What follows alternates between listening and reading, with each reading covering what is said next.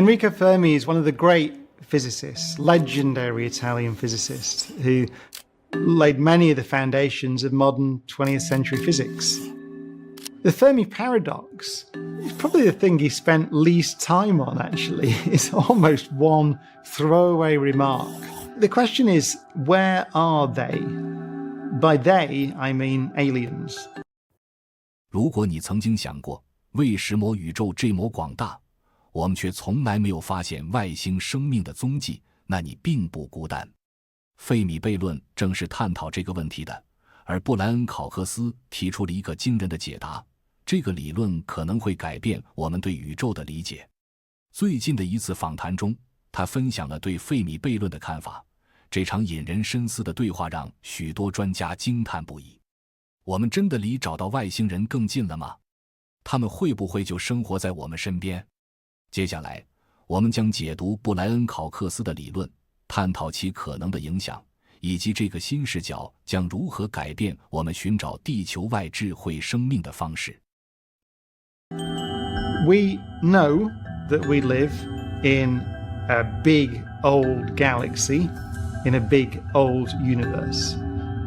The Milky Way galaxy, we now know, has something like 400 billion suns, and we now know that most of those suns have planetary systems around them. And so there's a lot of real estate, and there's been plenty of time for civilizations to develop.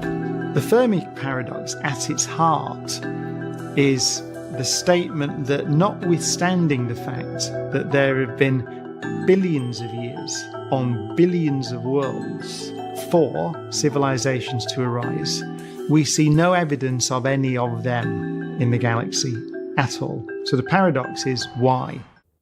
费米悖论指的是，虽然根据数学推论来看，外星生命应该是存在的，但我们却没发现任何相关证据或与其接触。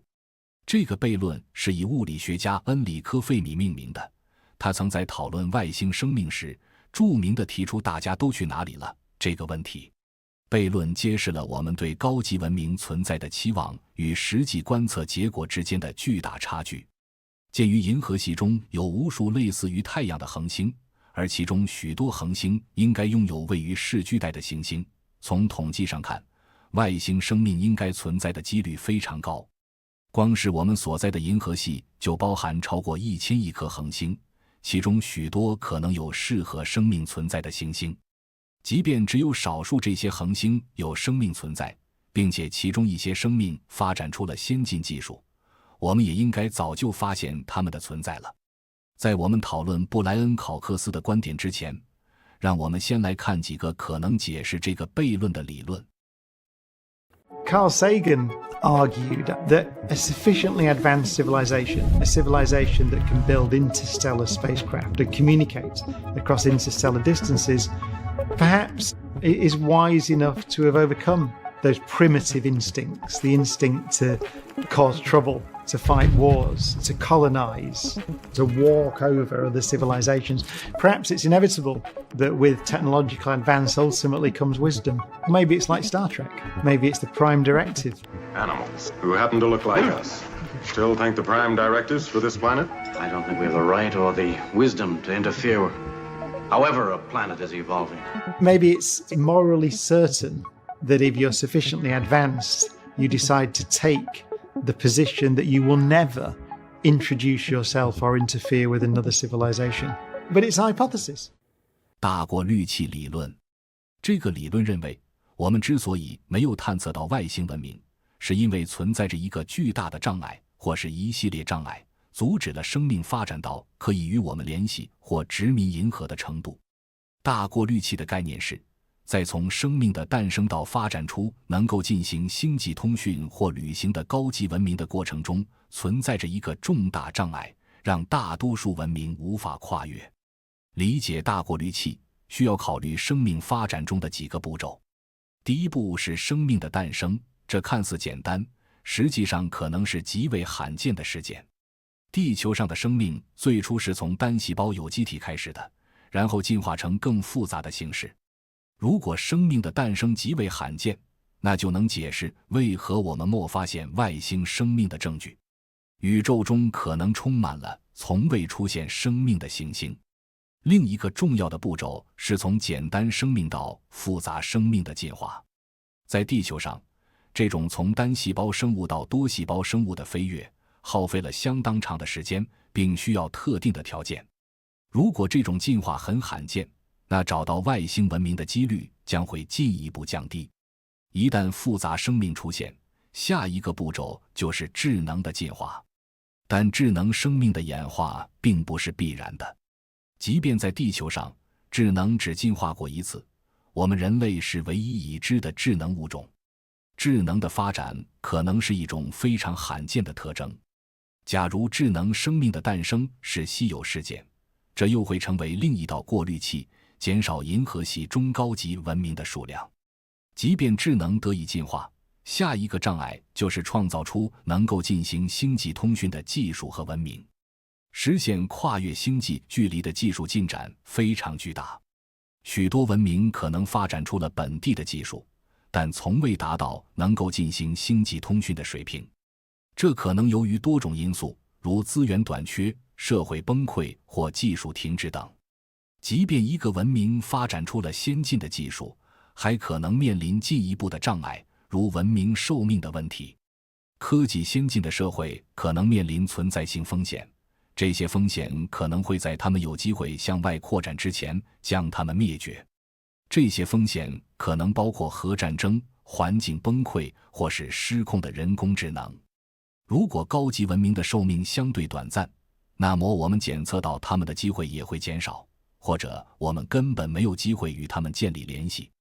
大过滤器理论认为，生命诞生、复杂生命的发展、智能的进化、先进技术的创造或文明的持续性中有一个或多个阶段是一个重大的障碍。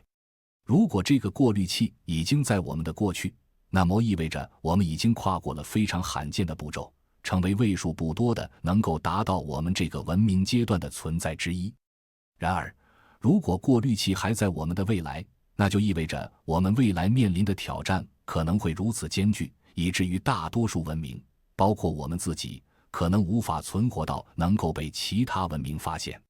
模拟假说，这个假说认为，我们所处的整个宇宙可能是一个由更高级文明创建的高度先进的电脑模拟。根据这一假设，我们所感知到的现实其实是数位构建的，而我们之所以没有侦测到外星文明，可能是因为它们根本不存在于这个模拟之外。模拟假说的理论基础是，随着技术的进步，文明最终将发展出创建高度真实的模拟宇宙的能力，其中包括不自知身处模拟中的有意识生物。这一概念由哲学家尼克波斯特罗姆提出，他认为有3种可能性之一必然为真。第一，高级文明在有能力创建这样的模拟之前就灭亡了。第二，高级文明拥有这种能力，但选择不进行祖先模拟。第三，我们几乎肯定正在生活在模拟之中。第一种可能性是，高度发达的文明在能够创建模拟整个宇宙之前，往往会自我毁灭。这可能是由于各种存在性的风险，比如核战争、环境崩溃，或是其他形式的技术或社会崩坏。如果文明很少能达到这样的技术高度，那就可以解释为什么我们到现在还没有侦测到外星生命的踪迹。第二种可能性是，即使文明有能力创建模拟，他们可能选择不这么做。这可能是出于道德考量，比如不想创造出可能会受苦的模拟生命，或是担心创造一个失控或不稳定的宇宙。如果这些高度文明决定不运行祖先模拟，那么我们没有与其他文明接触的情况就说得通了。第三种可能性就是，我们已经生活在一个模拟之中。如果这是真的，那我们所经历的现实只不过是某个更高级文明的电脑系统创造出来的。在这种情况下，我们没有发现外星文明的踪迹也不足为奇，因为我们整个宇宙可能只是一个被隔离的模拟环境。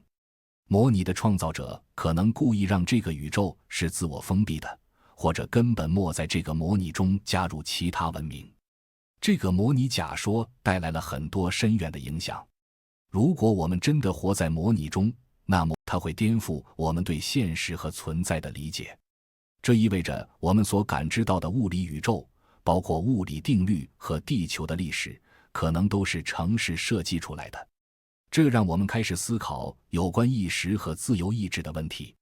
如果我们的思想和行为都是模拟的一部分，那这对我们的自主性和个人责任感又意味着什么呢？此外，模拟假说还可能解释为什么我们没有与外星文明接触。如果我们的宇宙是一个模拟，那可能是设计成封闭系统的，没有跟外部的模拟世界或文明互动。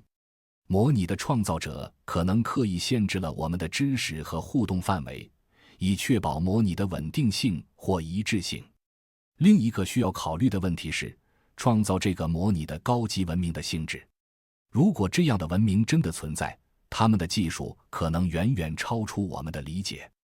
这个文明可能出于科学研究、娱乐，或者作为历史保存的形式创建了这个模拟。他们的动机以及创造和维护模拟的方法，无疑是值得深入探讨的。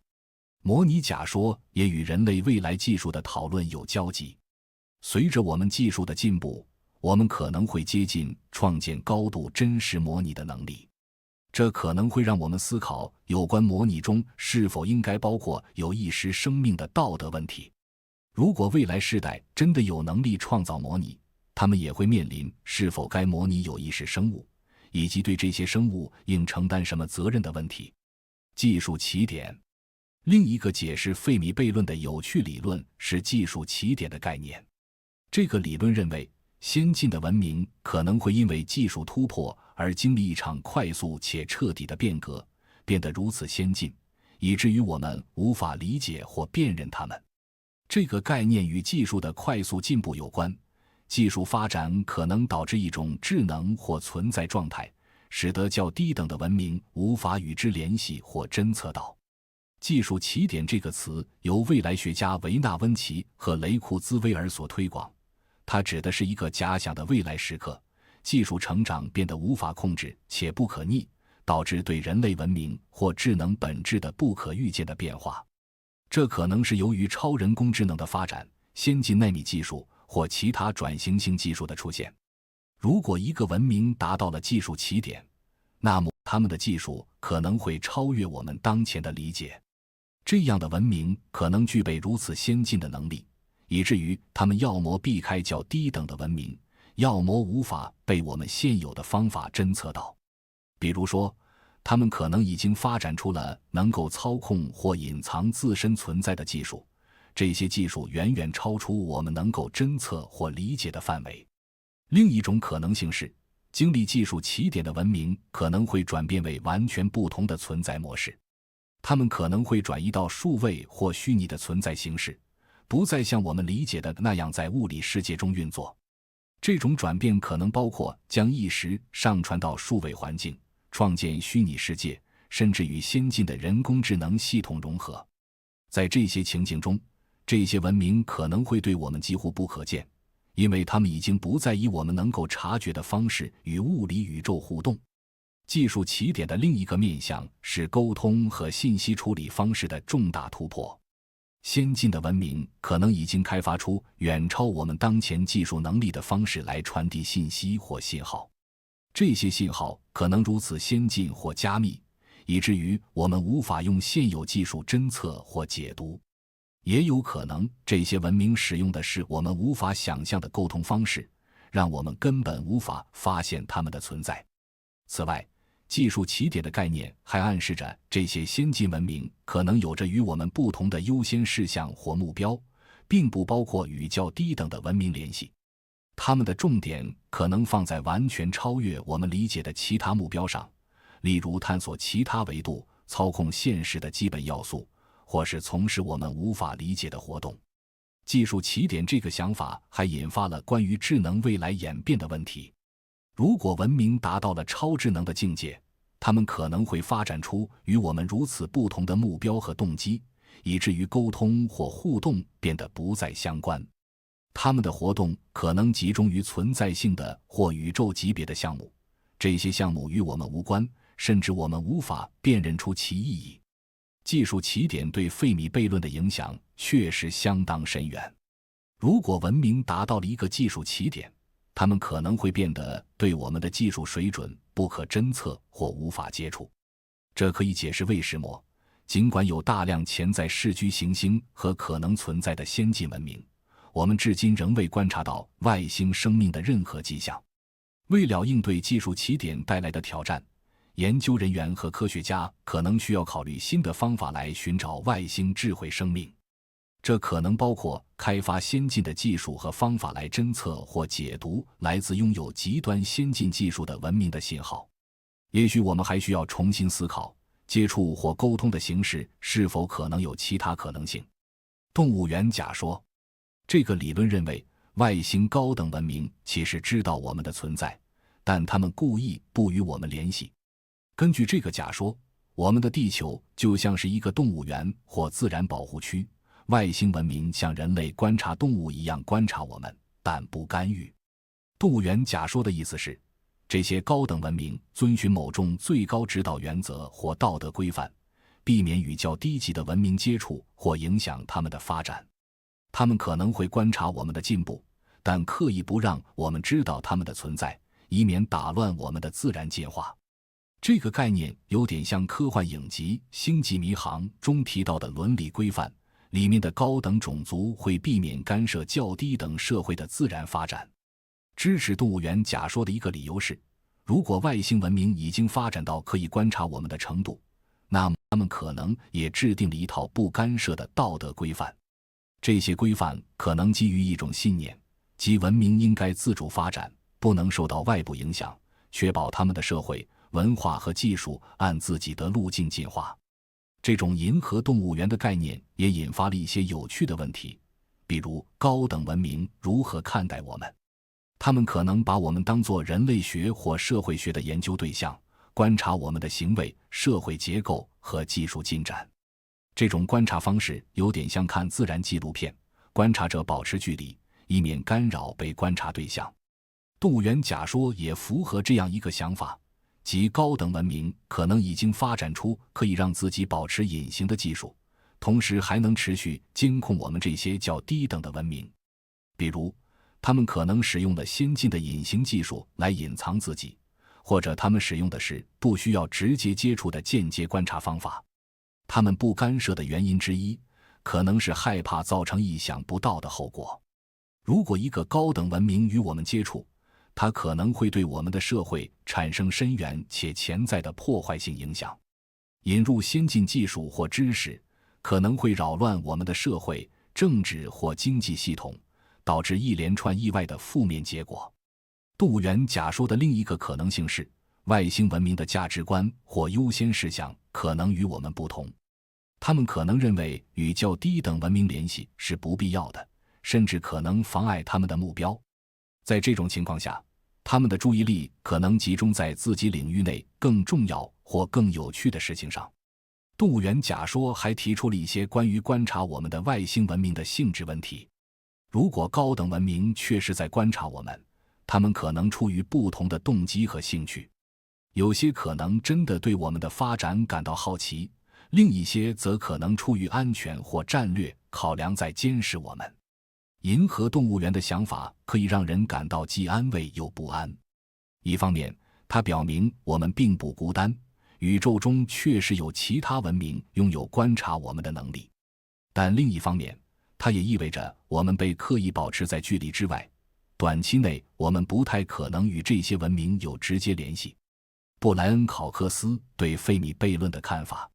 布莱恩·考克斯探讨了我们在寻找外星生命过程中面对的费米悖论，并聚焦于最近的科学进展和发现。他强调了像火星探测车毅力号和即将发射的木卫2快船这样的任务，目的是在这些天体上寻找生命的证据。火星上有古老的河流三角洲，正在被调查是否存在微生物生命，而木卫2木星的卫星则拥有地下海洋，被认为是潜在的生命存在地。尽管我们进行了大量的搜索，并且发现了数量可观的潜在视居行星，估计光是我们的银河系就有约200亿颗这样的行星，但到目前为止，仍没有发现任何外星文明的迹象。这种缺乏证据的现象被称为大寂静，强调了这一谜团。为什么即便有如此多可能支持生命的行星，我们却没有找到任何智慧生命的证据？